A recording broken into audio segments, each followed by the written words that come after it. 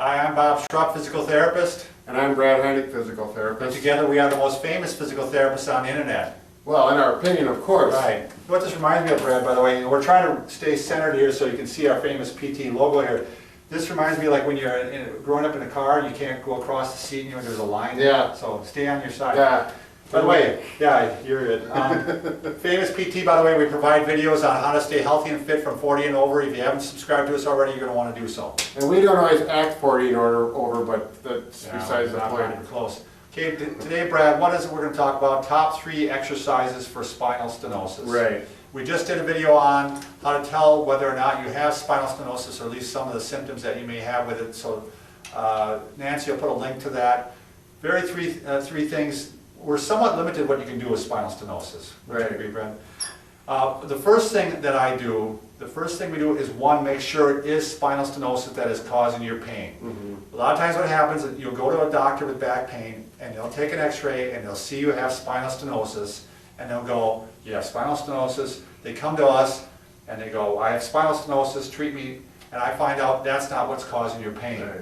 And generally, one rule of thumb is that you're going to have more pain with standing with spinal stenosis and less pain with sitting.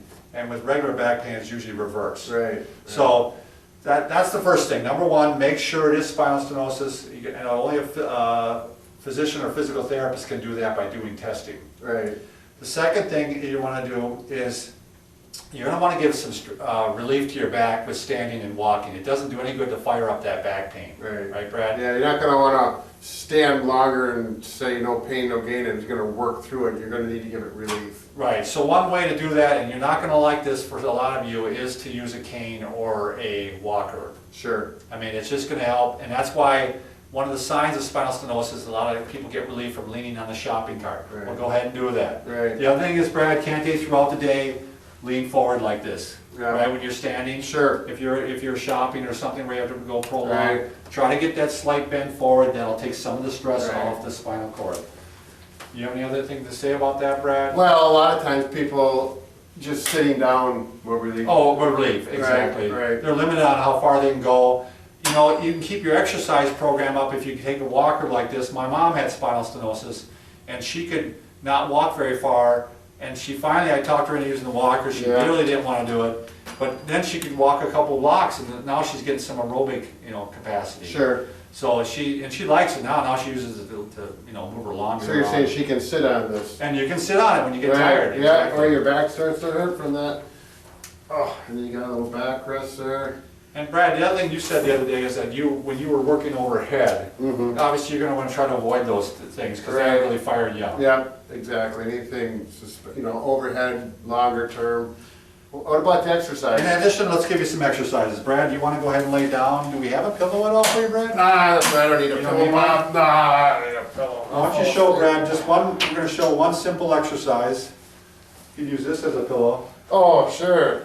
It's There good we for go. something, not good for The anything old else. Packers are gonna pull through this year. Okay, the first thing, we're gonna, a single kneaded chest, you can try this.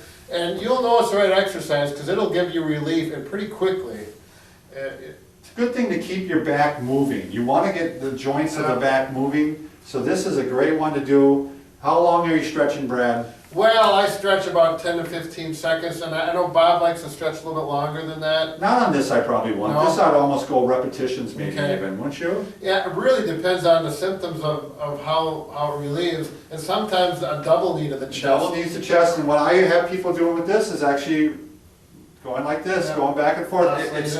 It's squeezing the joint a little bit, getting a little more fluid in there, a little more nutrients going in there. And it should feel good. I mean, if you're standing or whatever, you lay down and do this, it should feel good. It should not irritate it. Right, if this makes it worse, then it probably isn't spinal stenosis either. Right. Or it may not be. So, all right, those are the 3 things you can try. All right, well, very good. Catch that, huh? All right, good luck to you. I love doing that.